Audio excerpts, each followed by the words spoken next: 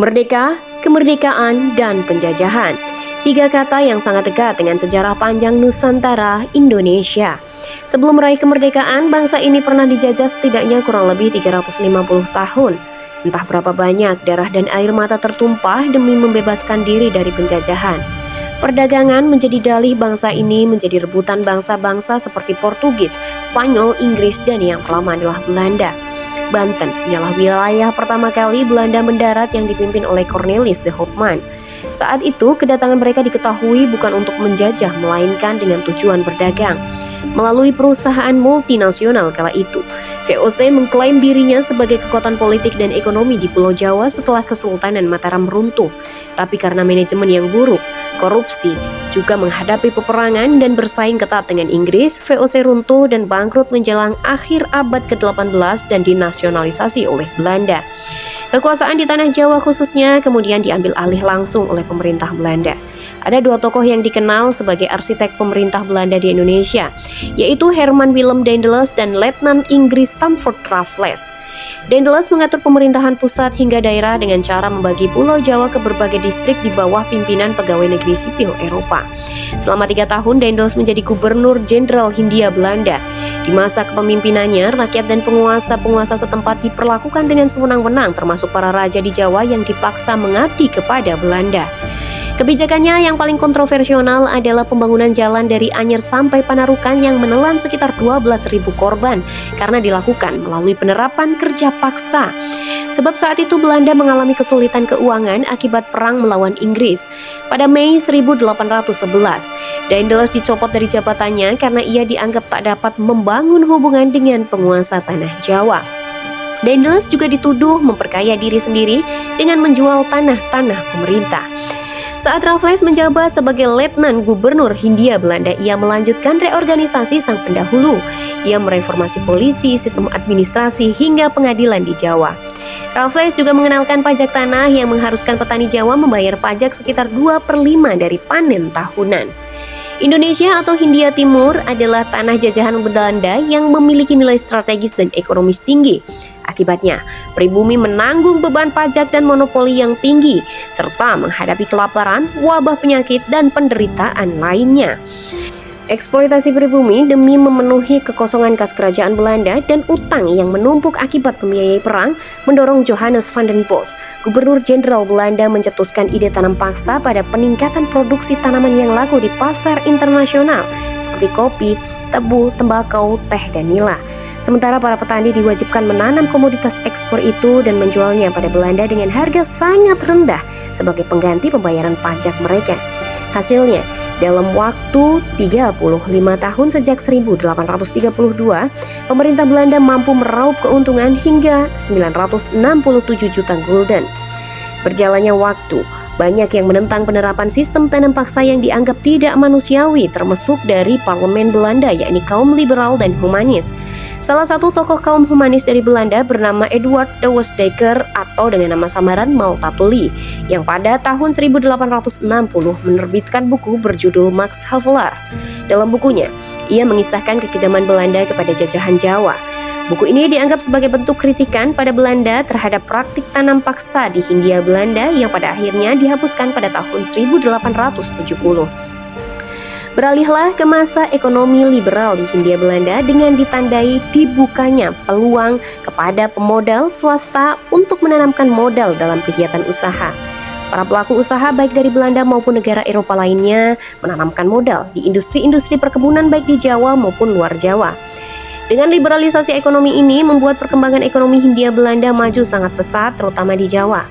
Penduduk pribumi Jawa mulai menyewakan tanahnya kepada swasta untuk dijadikan perkebunan besar dan sebagian pribumi menjadi para buruh.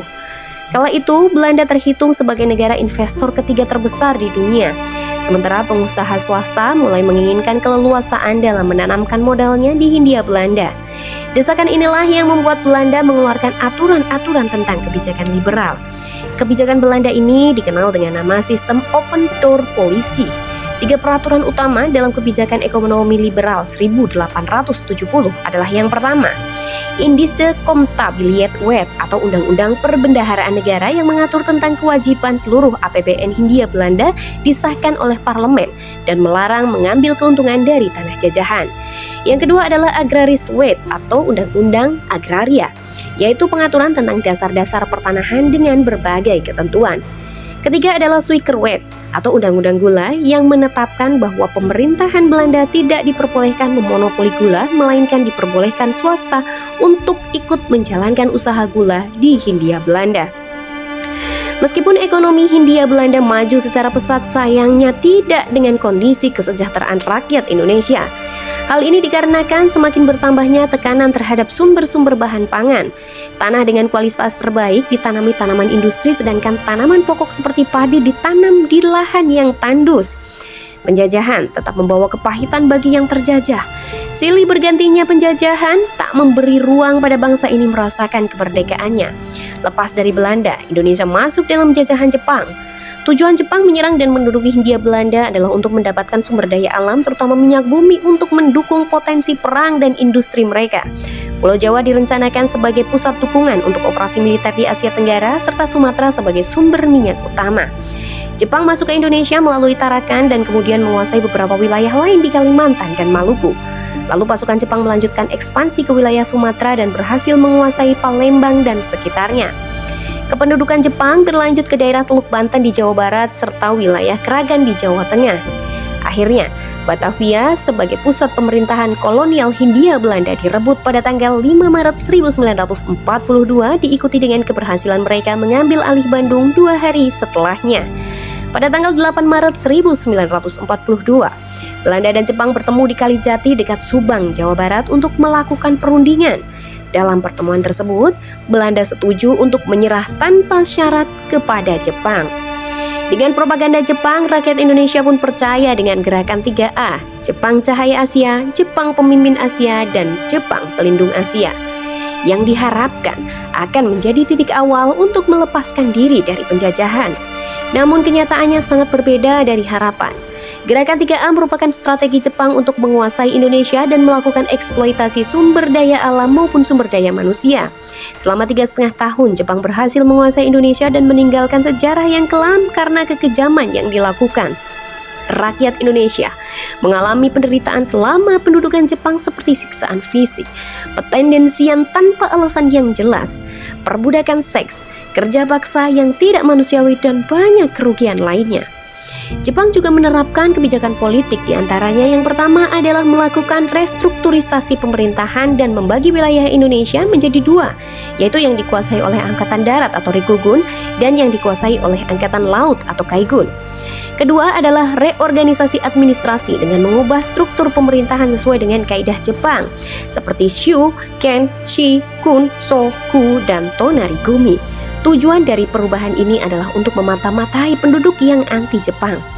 Ketiga adalah propaganda serta akomodasi tokoh penguasa dengan mengaku sebagai saudara tua dan meluncurkan gerakan 3A untuk mendapat dukungan dari masyarakat Indonesia, termasuk putra, Jo Sang-in, Jawa Hokokai, dan lain-lain. Di bidang ekonomi, semua kegiatan ekonomi yang sebelumnya dikuasai oleh Belanda diambil alih oleh Jepang. Kebijakan ekonomi Jepang yaitu yang pertama, asimilasi aset ekonomi dengan mengambil aset-aset yang ditinggalkan oleh Belanda, termasuk kebun-kebun, perbankan, pabrik-pabrik, dan pertanian.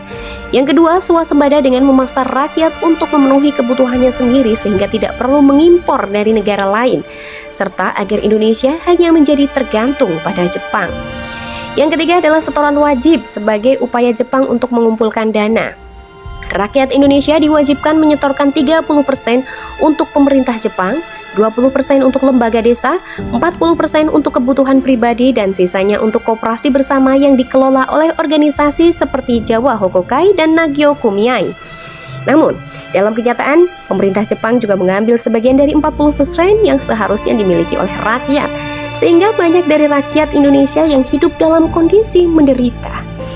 Dalam bidang sosial, Jepang mengeluarkan beberapa kebijakan yang berdampak pada kehidupan bangsa Indonesia, antara lain pelarangan seluruh kebudayaan Barat, melakukan eksploitasi terhadap rakyat Indonesia dengan Romusa dan Jukun Lanfu atau perempuan penghibur. Akhirnya, ketika Jepang mengalami kekalahan dan menyerah kepada sekutu, kondisi ini memberikan kesempatan bagi Indonesia untuk menyatakan kemerdekaannya pada 17 Agustus 1945.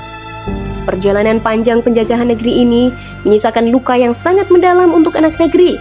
Tak hanya menjadi sejarah, penjajahan sejatinya masih tetap terjadi hingga saat ini, hanya berganti metode dan caranya saja. Hari ini, penjajahan tak lagi berupa pendudukan fisik, namun beralih rupa menjadi penjajahan gaya baru akibat diterapkannya kapitalisme demokrasi.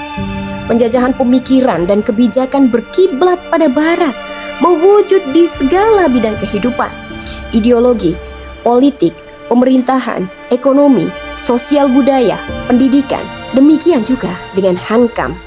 Pada akhirnya, rakyat dibelenggu dengan kepentingan atas nama rakyat, namun bukan untuk kesejahteraan dan ketenangan hidup rakyat. Penjajahan yang jauh lebih liar dan ugal-ugalan dengan menghalalkan segala cara. Tidak ada jalan lain untuk meraih kemerdekaan hakiki kecuali dengan mengambil Islam sebagai jalan hidup. Aturan Islam yang sudah disyariatkan oleh Sang Pencipta alam semesta akan memberikan aturan yang komprehensif tanpa menzalimi pihak manapun. Maka, bagi sebuah negeri yang masih terjajah, semestinya kita merenung, berpikir dan bergerak untuk melepaskan diri dari belenggu penjajahan. Rasulullah SAW pernah menulis surat kepada penduduk Najran. Di antara isi suratnya berbunyi, "Amma ba'du, fa inni ud'ukum ila ibadatillahi min ibadatil ibadi, wa ud'ukum ila wilayatillahi min wilayatil ibadi."